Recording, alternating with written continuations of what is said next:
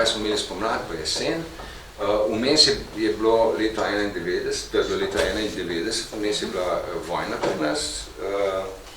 In jaz se spomnim, smo imeli zaključno, točno na dan državnosti, en dan prej smo imeli konec vaje in Unko je rekel, jaz moram zdaj iti domov, kaj je vedel, skratka naslednji dan je bilo vojno stanje. Se je razglasilo vojno stanje in nihče ni vedel, da bomo nadaljevali ali ne.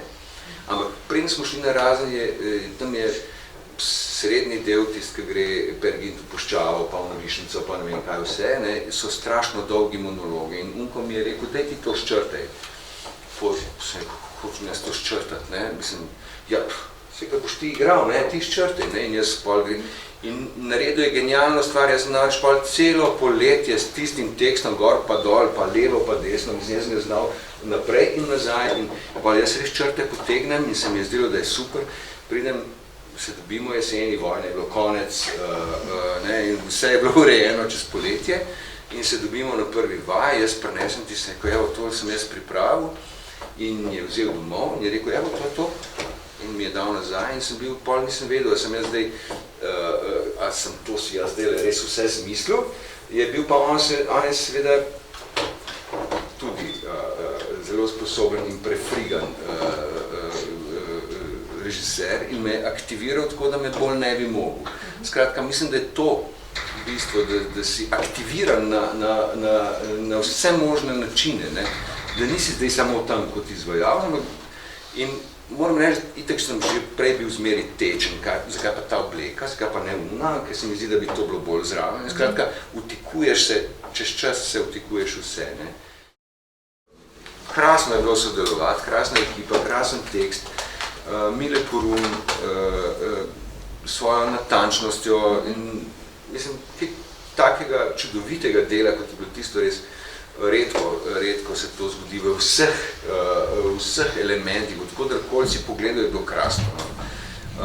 Vem, da takrat sem se začel zelo ukvarjati s tem, tako kot recimo pričakuješ fantka, in potem vidiš sam, vse posod vidiš sam plave vozičke, in gledaš sam, pa punčko pričakuješ, pa sam roza vidiš, tako mislim, skratka, tisto, kar je tvoja notranja potreba, tisto začneš gledati. In tako sem tukaj pač igral enega Jima, ki je sam z mamo, neporočen, ima probleme očitno s tem in tako naprej. In pa sem skozi same take ljudi videl. Kamorkoli sem gledal, sem same Jime videl.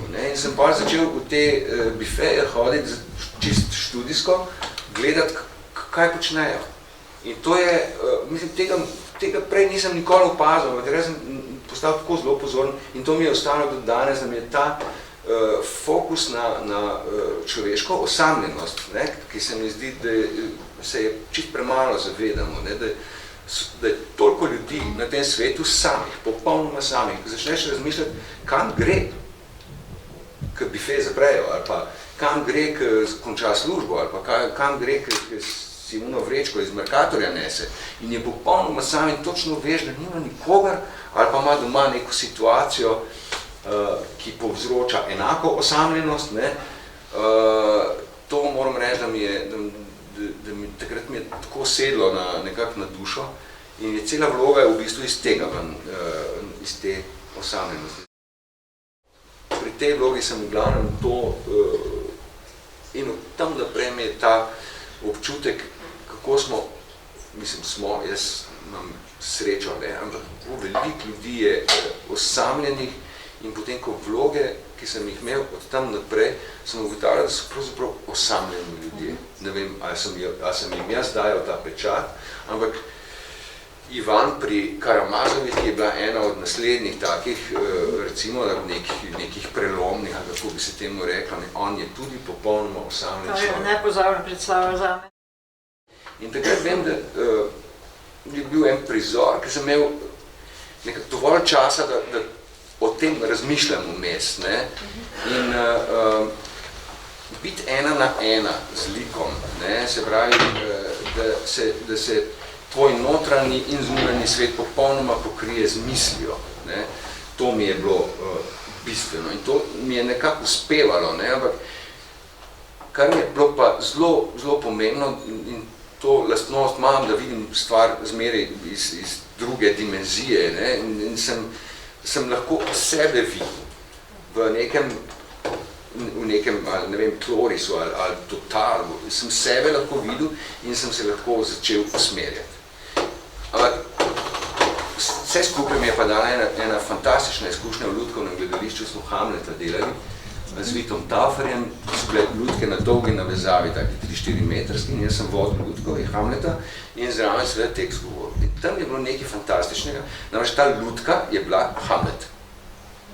V kompletu, v zunanjem je bila Hamlet in bila je odvisna od mene.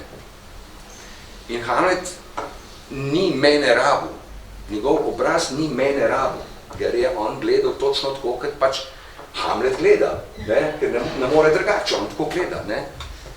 In takrat sem videl, kaj je to, če si od zgoraj kot nek bog tam na Olimpu, ne? In tistega Hamleta pošiljaš v neke njegove situacije, ne? In mu misel daješ in ga pošiljaš. In enako sem se, moram reči, to, ne vem, to zdaj mogoče izumnim toplo vodo, ne? Ampak jaz vem, da sem takrat, točno pri tej predstavi, v tistem kratkem prizoru, sem imel občutek, da lahko sam sebe, ampak v kompletu, s celim kompletom vodim in usmerjam energijo, misel, vodim, ne vem, fokus publike, prenašam naprej, glede na tisto, kar se Ivanu zdi v tistem trenutku bistveno. Ne? Tako nekako